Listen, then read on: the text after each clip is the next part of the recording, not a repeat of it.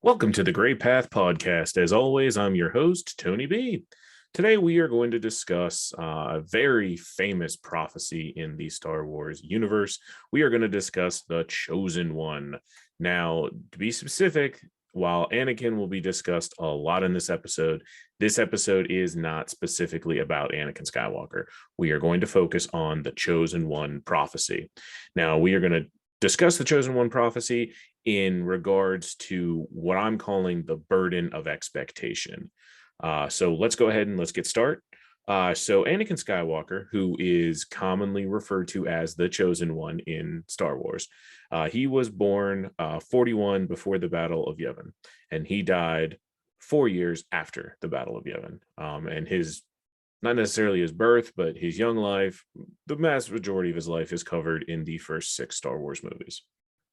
Now, Anakin is referred to throughout the prequel trilogy as the Chosen One, as the physical embodiment of this prophecy that the Jedi have had for a long time.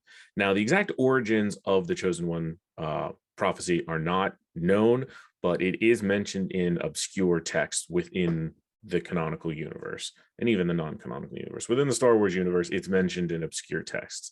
It's believed to have been created by the earliest Jedi philosophers shortly after the creation of the Galactic Republic, but before the time when the Jedi kind of stood in and started having a prominent active role in the Republic. So when we see them in the first 3 movies, they are, they've long since been an active peacekeeper role within the Republic. Now, the actual, well, let me rephrase this. There's multiple iterations of this prophecy, which through various books and video games and stuff, they've kind of retconned and gone back and forth on. But the traditional understanding of the Chosen One prophecy says a Jedi will come to destroy the Sith and bring balance to the Force. Now, again, this is not necessarily an exact reading of this prophecy. In fact, in 19 BBY, before the Battle of Yavin, Obi-Wan is actually quoted as saying, "I have scanned this prophecy. It says only that a chosen one will be born and bring balance to the Force. Nowhere does it specify he has to be a Jedi." That's important. So, to the Jedi, the chosen one prophecy is paramount. They have kind of read this and said, hey, we're going to win. I'm using air quotes here. We're going to win because the chosen one's going to eradicate the Sith.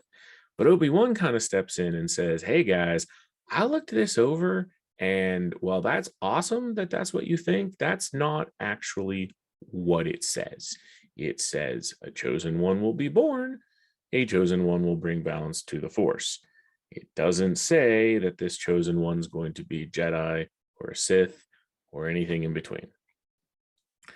So, one of the things when I hear about the Chosen One prophecy and bringing balance to the Force, and I know I'm not alone here because I've seen a lot of message boards and a lot of people discuss this.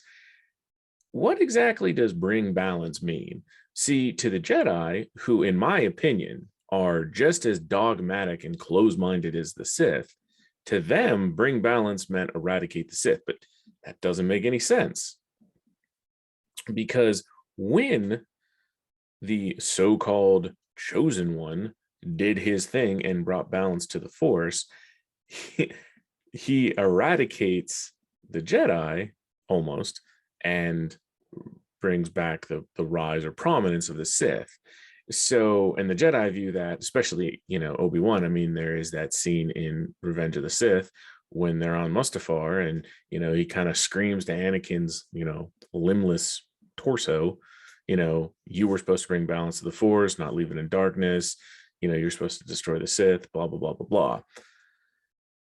But at the time that this is happening, there are thousands of Jedi. The Jedi hold a very prominent role in the galaxy. The Sith, on the other hand, there's 2 of them at that point in time. So there's Dooku and Palpatine, or there's Palpatine and Maul, or there's Darth Plagueis and Palpatine, or there's Darth Tenebrae and Darth Plagueis. So sorry, for those who are not familiar with the expanded universe. It basically just went back a couple generations of Sith. But the whole point is there were just two of them. There were two Sith, and then there were all these Jedi.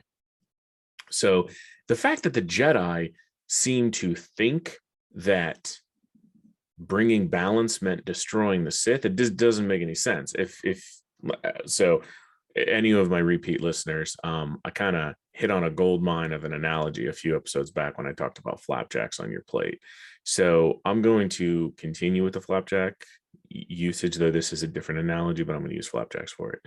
So if I've got a plate of 50 flapjacks and you have a plate of 2 flapjacks, and Bob from, whatever, and Bob comes over and says, I'm going to balance your flapjacks. Bob does not take the 2 that you have and throw them on the floor and hold up my plate of 50 flapjacks and say, it's balanced. That's ridiculous.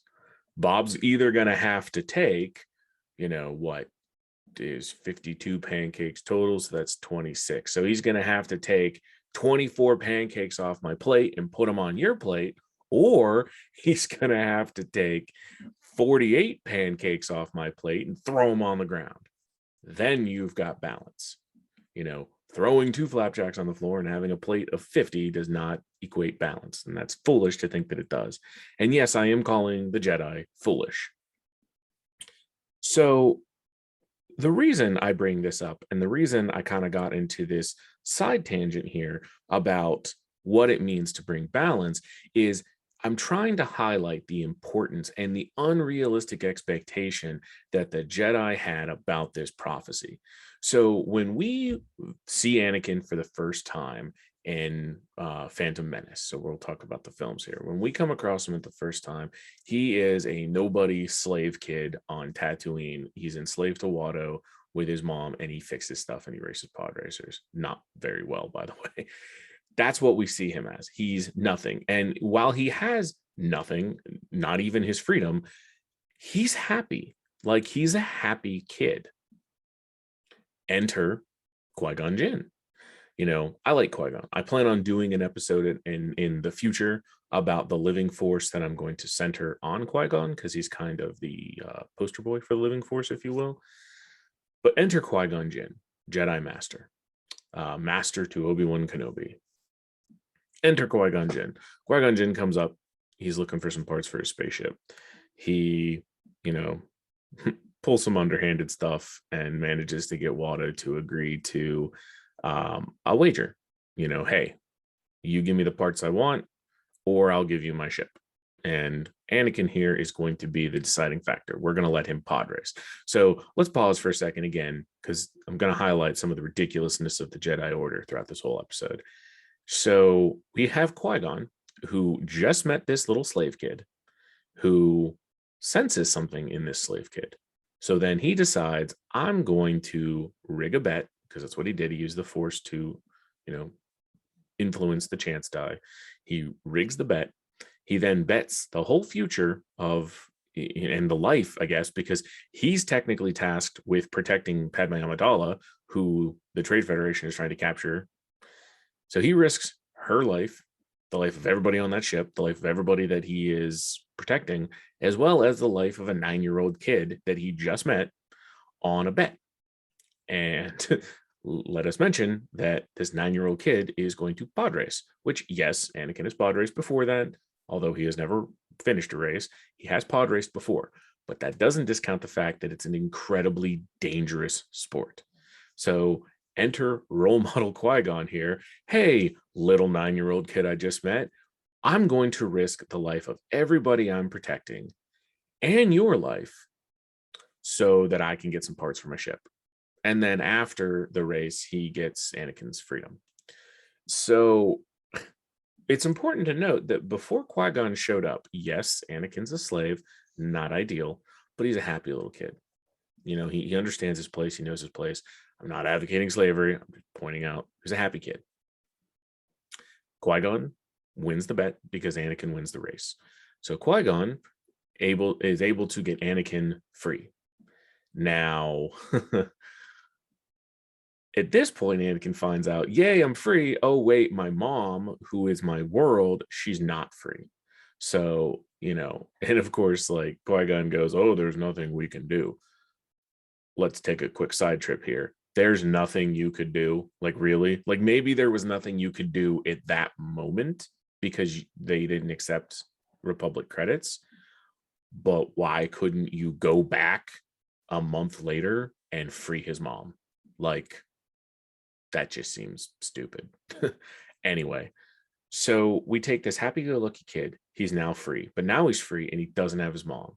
And, Qui-Gon here is talking about how important he is, Qui-Gon goes and talks to Obi-Wan and he says, look at this kid's midichlorian count. It's off the charts. It's higher than Master Yoda's. This kid is going to be big deal. So continue on the events of episode 1. Anakin gets into a space battle. He somehow doesn't die, which again, like, just crazy irresponsible babysitting here. Gets into a space battle, doesn't die.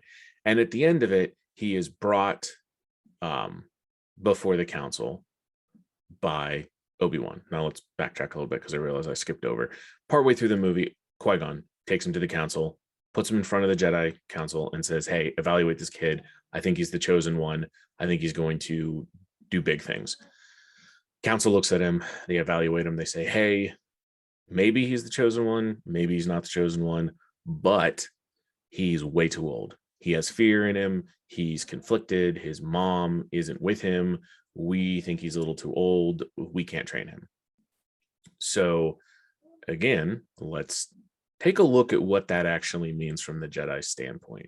The Jedi want babies. Why do the Jedi want babies? Well, the Jedi want babies because the Jedi brainwash. Let's call it what it is. The Jedi are a cult and they brainwash. They don't take older students at that point in time because you can't, or you can. It's incredibly more difficult to indoctrinate an adult than it is to indoctrinate a baby. So they say, nope, Anakin can't train. He's got too much angst and shit going on in his brain. Too dangerous. Can't do it. Qui-Gon doesn't play well with others, doesn't listen, says, fuck it. I'll train him anyway. I don't need your okay. I don't need your sass. So he's like, I'm going to do it anyway. Qui-Gon dies. His dying, well, not even his dying breath. Qui-Gon dies. Obi-Wan decides he's going to honor his master's wish and make sure that that Anakin gets trained. So Obi-Wan, picking up his mentor's individualistic streak, if you will, says, I understand you guys say you don't want to train him. Too fucking bad. Qui-Gon said he was going to train him. Qui-Gon's dead. I'm going to train him. Yoda is like, all right, but this shit's on you. So at this point, we go from a happy-go-lucky kid, which the only expectations placed upon him were fixing stuff at Water Shop, which he enjoyed doing, and pod racing. Yes, he was a slave. Yes, he got beat. Yes, there was bad things to it, but the expectations were pretty average at that point in time, at least for a kid in the Star Wars universe. Then he's taken from his mom.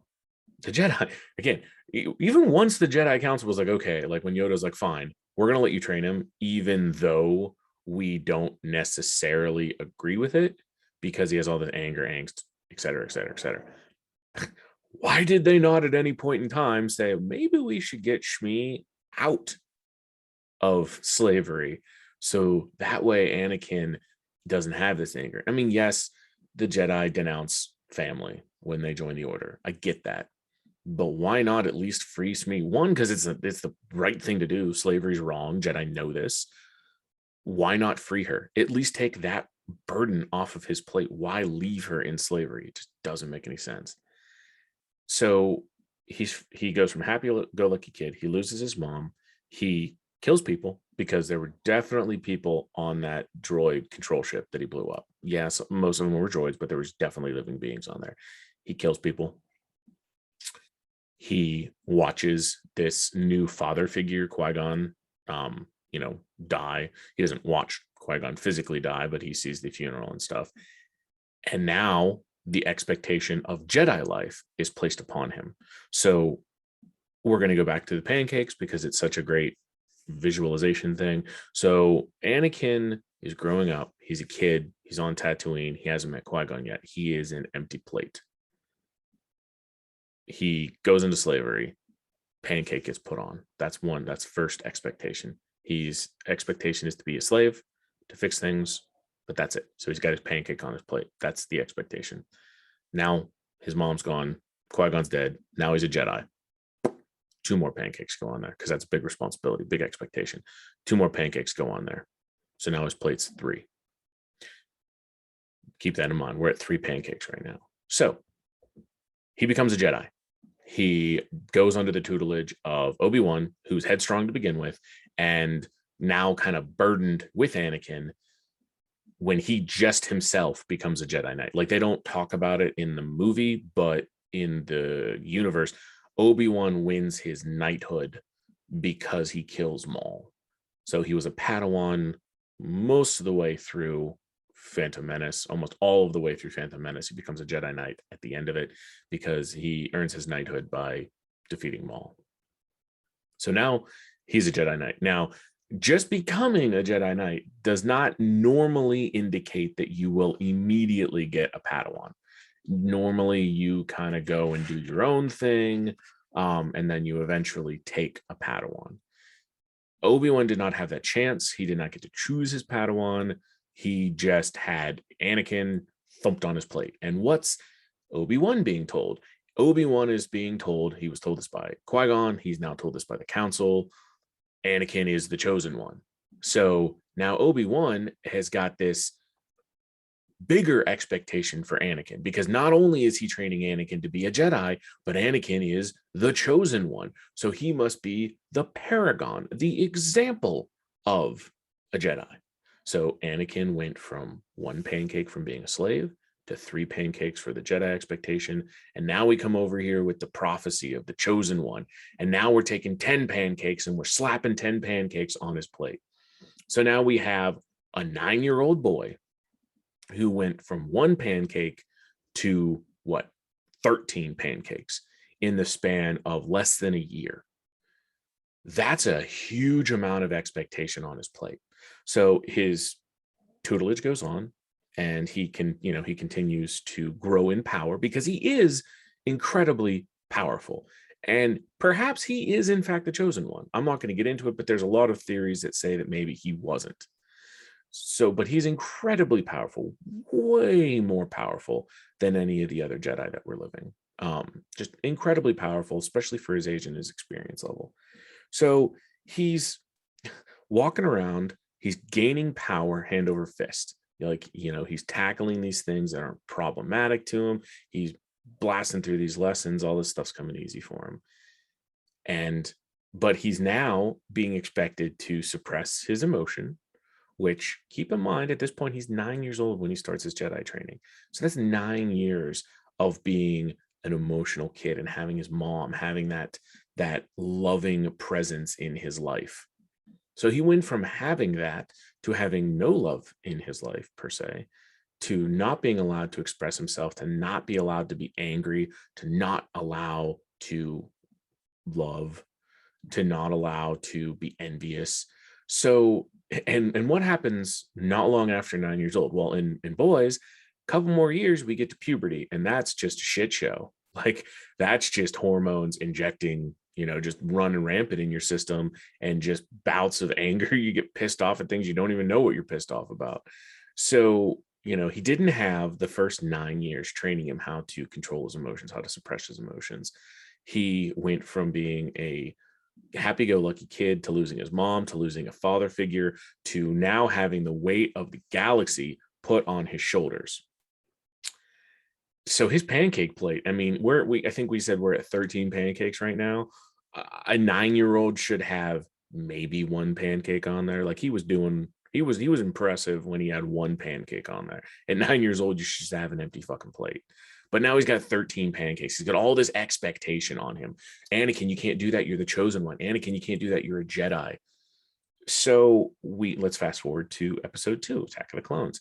Now we meet Anakin, and he is a teenager.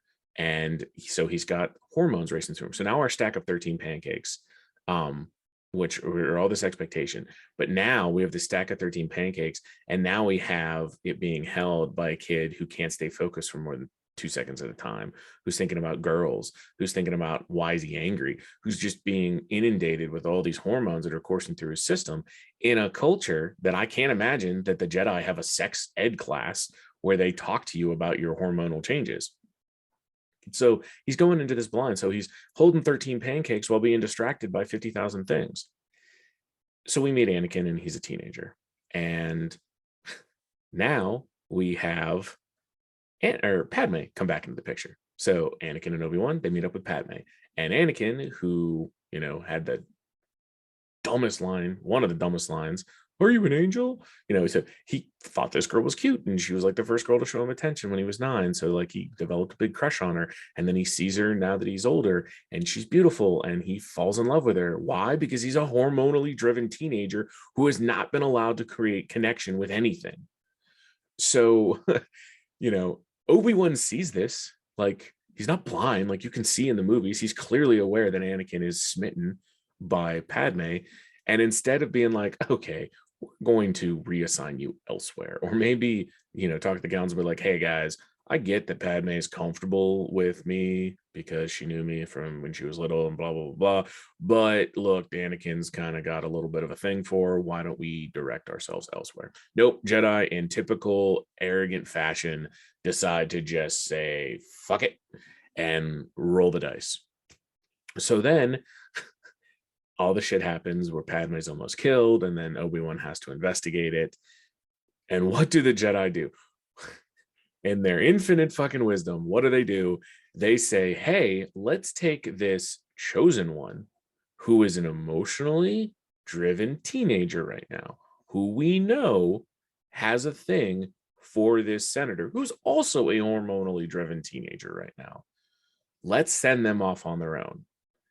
So now our plate of 13 pancakes, let's stack another 3 pancakes on there, because now there's the expectation that Anakin is going to be prim and proper and he's not going to explore what he wants to explore. I mean, the Jedi, especially Master Yoda, they talk so much about being sensitive to the feelings of others. There's no way they weren't aware of what was going on. And if they were trying to use this as a test of Anakin, well, that was really fucking stupid. That's dumb.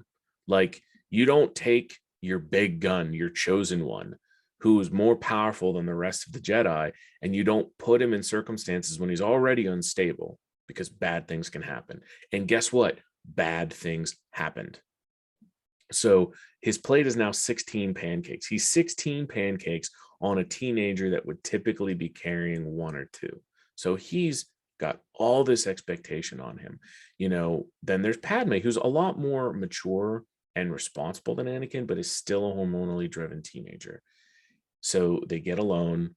Because Anakin is striving for love. Let's do a little bit of a psychological analysis of Anakin at this point.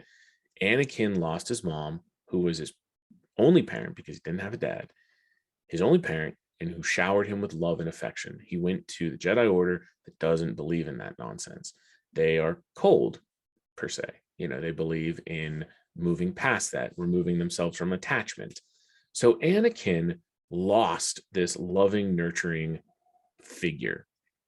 And as such, he is desperately trying to fill that hole. So then Padme comes around. And Padme says, she's showing him attention. He likes it. So he, at this point, he's saying, okay, well, I'm going to shower this girl with affection. She's going to be the site of, or the focus of all this angst and this need for love. So he does. And anyone who's watched the movies is aware he fails. They fall in love. They marry in secret. He slaughters an entire village of Tusken Raiders. Why? Because his mom died. Why did his mom die? Because his mom was still living on Tatooine. Yeah, she was freed. She wasn't a slave anymore, but she was still on Tatooine. So she dies. Anakin doesn't know how to control himself because he never got over losing his mom. Kills a bunch of women and children and men. So that puts him in a bad place. Padme, I guess she was upset with him. It's hard to say, but she like instead of running to the hills is like, "Oh, I understand." So he doesn't really get any backlash there. He kind of covers it up. She helps him cover it up because he doesn't tell anybody except for Palpatine. And they marry in secret and thus continues this deception. And while all of this deception is happening, Anakin is now getting split. So his plate of 16 pancakes is about to get even bigger because then he goes from 16 pancakes and trying to be this ideal Jedi to then he is now a secret married person. So now he's trying to live two different lives. So 16 pancakes very quickly becomes 32 pancakes because now he's got all that other expectation of trying to be a good dad.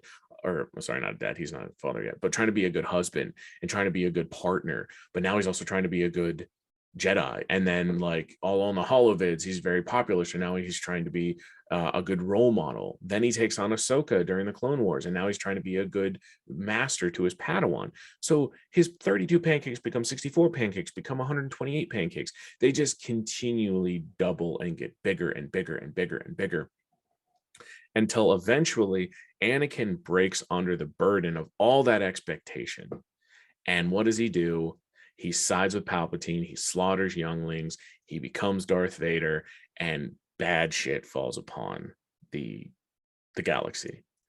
So I tell that story because I'm trying to highlight how all of these expectations on one hand may be viewed as something that's like, oh, well, we expect things of people because we care about them or because we try to hold them accountable. I'm trying to say that expectations are a two-sided sword. And so I'm going to talk a little bit about just some other things. So I want to talk a little bit about uh, some of the expectations that we experience in our lives through things like relationships, through things like um, sporting competitions or athletic competitions, gender expectations. We live in a world where and I think a lot of this is kind of tied to the 24/7 news cycle and social media. We live in a world where there's a lot of expectation, especially on younger people these days.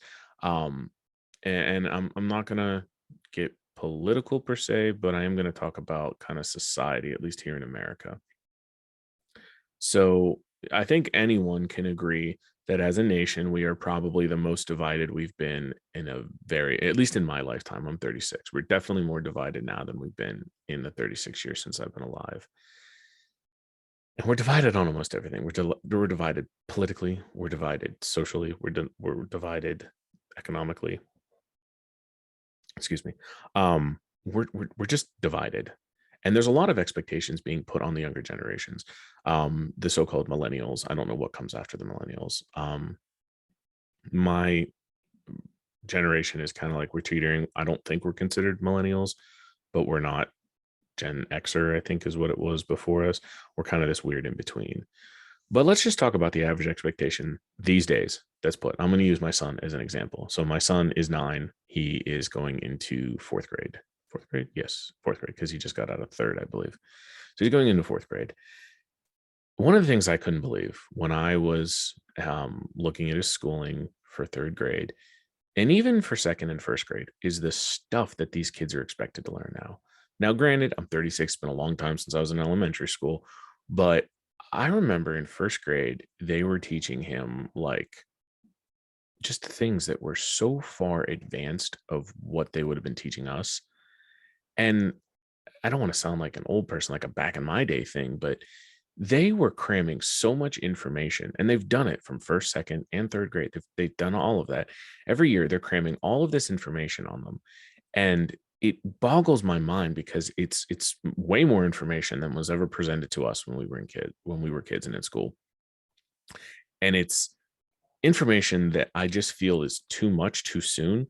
Like, it seems like what they're trying to do is they're trying to, at least in the US education system, they're trying to become world leaders by shoving, let's say, what would traditionally be 6th grade material into a 4th grader, because then they can say, look, our 4th graders can do what your 6th graders can do, without pausing to think, what are we losing and what are we harming by doing that? So for poor Traylon, who's my son, he has all this expectation from his schooling. He's expected to know all of this stuff. He's expected to socialize. He's expected to do this. But I'm a hard ass of a dad. Like he has chores. He has things he needs to do. So he has all those expectations. So this 9-year-old kid who should have no pancakes on his plate is hit with all of these expectations. And of course, there is the old motto that pressure creates diamonds, but pressure also breaks shit. Pressure causes shit to burst. You put pressure in a steam system and you make that pressure too big, it bursts. You put pressure on coal, eventually you'll get a diamond. But it's a lot of expectation. It's a lot of burden for a 9-year-old to carry. You hear all the things about like the meltdowns that happen in a lot of Asian schools. I think particularly in Japan. I'm not sure if it really affects China. But you hear a lot about the testing that goes on in Japan, and kids are popping Adderall like candy to stay focused because their whole life is depending upon these tests they have to take. And it blows my mind. Like all this expectation. And are some of these kids going on and doing amazing things? I'm sure they are. I'm sure they are. But what are they losing? Is it right to burden our youth with all of this expectation? Whatever happened to just being a kid? They asked Traylon in first grade, what are you going to be when you grow up? It wasn't what do you want to be? It was what are you going to be when you grow up? We're going to put a plan in place so you can get there. And I get the sentiment of it, like, good big achievements typically come from good planning, but at what point do you just let him be a kid? So that thought was actually the first thing that kind of drove me down this rabbit hole about expectation. But then I just started thinking about, like, I think about my marriage. I think about some relationships I've had. And there's so much expectation there. And it is a burden. Like when you're in a relationship, you're two different people. Hopefully you have things in common. Hopefully you love each other. Hopefully you guys click, you sync. But you're still two different people.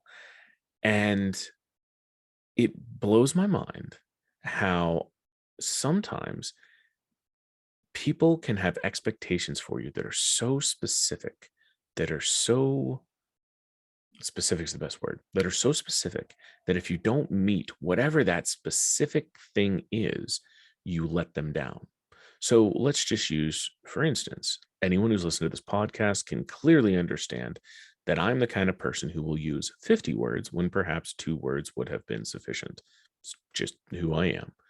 So let's say we have a situation where uh, we'll call them Adam and Eve. Okay. So Adam and Eve are in a relationship, or Adam, or even Eve. Okay. Doesn't matter. Any combination you would like to use.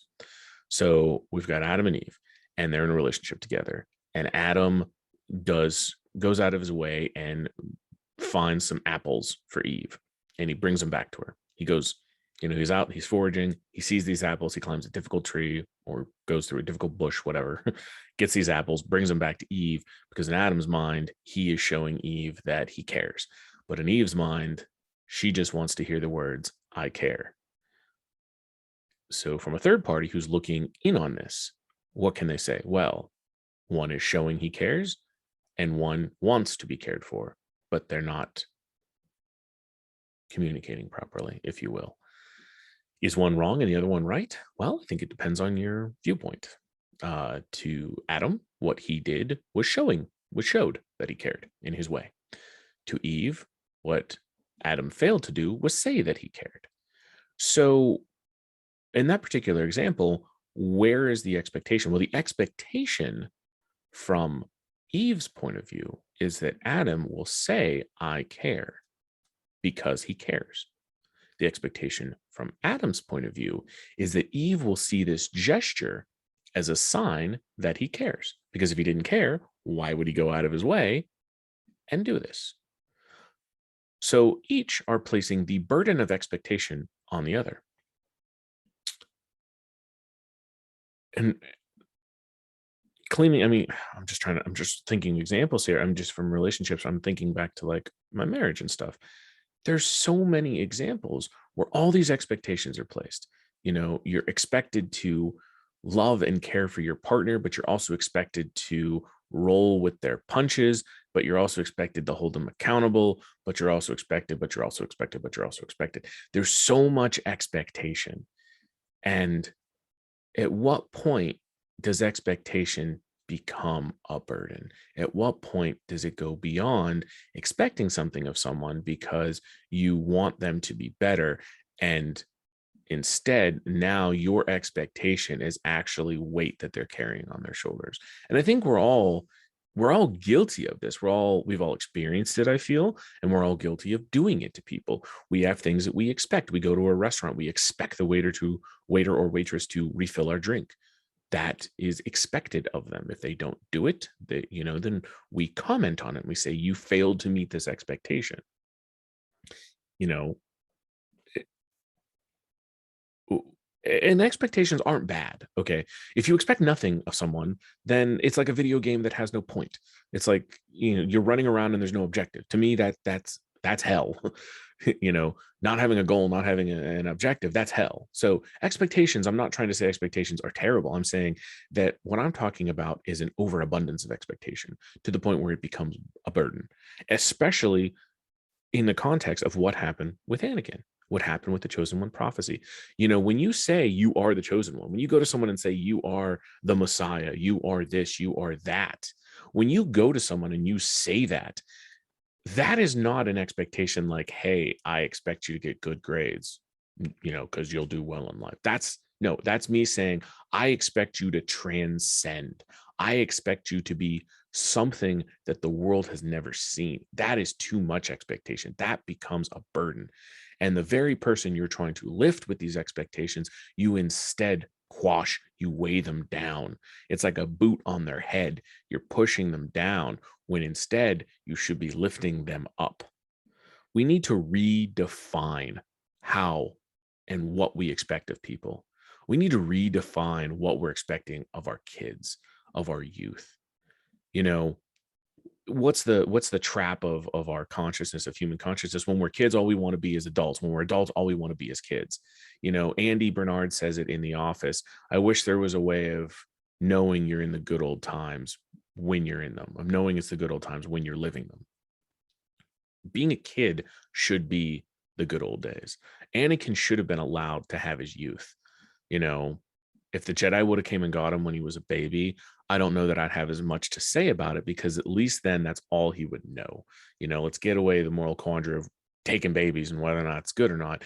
At least he would have been prepared for the expectations and this level of expectation that was placed upon him, but he wasn't. And in a lot of ways, we're doing that to our kids.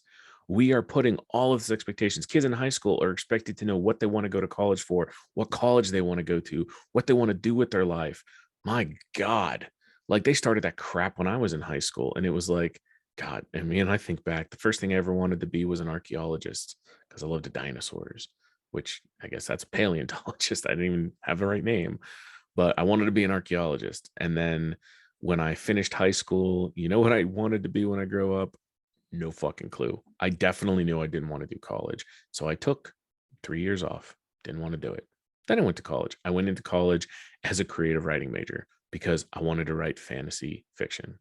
I wanted to write stories. I did one semester as a creative writing major, and I realized this isn't for me. They're not going to let me write what I want to write. I don't like to follow directions very well. I like to march to the beat of my own drum. I took a philosophy class by chance. Like, talk about a whopper of one. The paradoxes of mathematics and logic. Sorry, that was my mind blowing pantomime. But you know what it did though? It opened up my mind, and I realized that philosophy, wow, I've never studied this before, but there's something there. And I forged my own path and I did my own thing. I really kind of started defining my gray path at that point in time. And you know what I also did? I shucked all those fucking expectations off my shoulders. There was still plenty of other expectations on my shoulder at the time, but I really kind of took off that. I unburdened myself from the expectations of other people. Everyone was like, oh, well, you should do this or you should do that, and this is expected of you and this is expected of that. That's not my gray path. That is not how I want to live this life. When I left college, I moved onto the other side of the country. I didn't have a plan. I knew I'd figure it out. And everyone was like, they tried to throw those expectations at me. Well, Tony, you graduated from college. What's your career going to be? What's your job going to be? And my answer was simple. I don't know. I'll figure it out. Went over there, got into an insurance. Why? Because it paid decent. I had student loans. Got into it. Turned out I was good at it. Met my wife when I was out there. She got pregnant. We had our kid. Decided we're going to come back to the East Coast.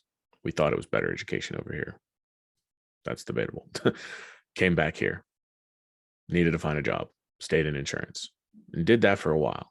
Opportunity landed on my plate to be an independent adjuster, which is what I've always wanted to be in the context of insurance. Did it. Scary. Turns out I was good at it. And guess what? I got to work for myself. No more expectations from an employer. No more boss breathing down my neck saying, this is your schedule. This is what you work. This is that. That does not work for me. Those expectations of you're going to work these hours, you're going to do this, you're going to do that. That was not me. That was a boot on my head pushing me down. There was a short period where I left my own company and I went to work for someone that I had been doing work for independently for quite some time. And the expectations just piled up over there. Like at first it wasn't so bad. And then it turns out that the better I did, the more they expected of me and the less I got from it. And what did I do? I shucked those expectations. I said, fuck it. And I went back to doing my own thing. Do people still expect things of me? Absolutely. All of my clients, everybody I pull work from through my adjusting company, they all have expectations. There's all things I'm required to do, and I do them. But those are the right amount of pancakes on my plate. That's the right amount of expectation on me that isn't going to burden me, that isn't going to quash me and stress me out. It's about finding, and whether it is in the last episode that we talked about the pancakes, it's about finding that right amount for you. How much expectation is the sweet spot for you, and how much is too much? How much of it is just too much? It's going to make you fall. You can't carry it anymore. It's a boot on your head and it's pressing you down. For Anakin, the Chosen One prophecy was it.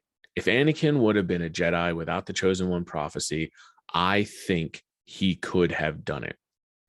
Because, would he still fall in love with Padme? Probably, because you can't fight human psychology and taking away his mom and all of that. But that burden, that was the burden.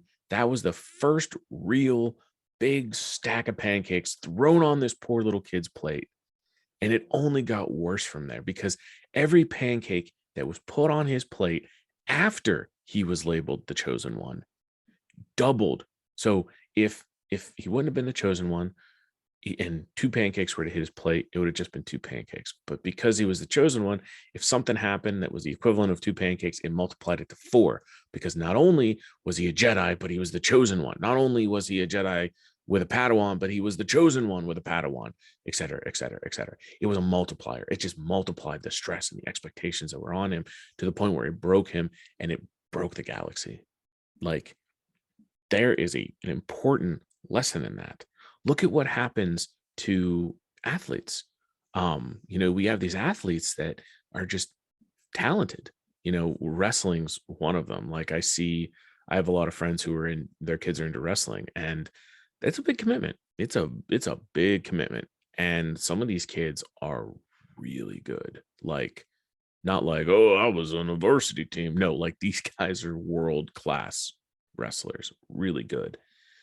But I watch this and I wonder, how big is their plate? Because what happens is, let's just use wrestling for example. You're a star wrestler. Well, chances are you're going to go from a high school star wrestler to a college star wrestler. And now there's no pro league. Professional wrestling is its own thing and does not tie into this. But, once you kind of go, you can pretty much go to like the Olympic stage, but then after that, there's not really a stage higher than that. But what happens is these high school wrestlers then become college wrestlers. And when you have a scholarship to a college, maybe a lot of people don't realize this. Let me tell you, it's a job.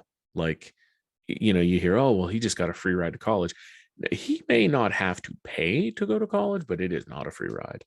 College athletes are expected to maintain a certain amount of grades, but they also have their sport is their full-time job. They're in the gym training, going to games or meets or whatever it is, whatever the competitive aspect is of their sport. And they're expected to do all of this while still maintaining grades and friendships and relationships and all that. That's admirable. That's very admirable. But then, of course, you can't help but notice that there's all those stories of those people, those real high level, highly attaining people. What happens is they burn out. They get crushed by all that expectation. The expectation goes from being a pedestal that lifts them to a burden that crushes them. So the moral of today's episode is to take a good look in your own life. What is being expected of you? Is your plate at its sweet spot? Is there not enough? Are you languishing in obscurity because you're not taking on enough, because there's not enough expected of you? Are you being crushed by the burden of everything that's expected of you? Just learn that it's okay to take some pancakes off or put some pancakes on. Life doesn't have to be like it is right now. And I think that's a lesson that a lot of people don't realize. It doesn't have to be exactly as it is right now. If it's not working for you, then find a way to fix it. There are ways. You have, and all it starts is with a thought. This podcast was nothing more than a thought, but it was the actions that were put behind it that brings us to where we're at now. Your life doesn't have to be where it's at. If you're happy with where your life's at, fucking A, buddy. High five. Awesome. If it's not where you want it to be, what are you doing to work towards it? If it's, is it a matter of expecting more of yourself, doing more, or is getting where you need to be, maybe releasing some of these cumbersome expectations that you've placed on yourself or others have placed on you? Understand that the world is fluid. You have the power to change your situation. You just have to figure it out. You just have to find the angle. Remember, this is your gray path. It's not Tony's gray path. It's your gray path. What works for you? So go ahead and think about that. I hope you guys enjoy this episode. So big announcement. Woo, I'm finally on iTunes. Finally, forever. I submitted like 6 weeks ago, finally on iTunes. So if you are listening to this on iTunes, if you're enjoying the show, please leave me a 5-star review. It really, really does helps people find the show. And leave me some comments, reach out to me. I haven't heard from anybody. It's kind of a bummer. Reach out to me. I'd love to discuss what you guys are into, what you think. You can find me on Instagram, Facebook, YouTube. So again, Tony B loves you all. You guys be safe out there.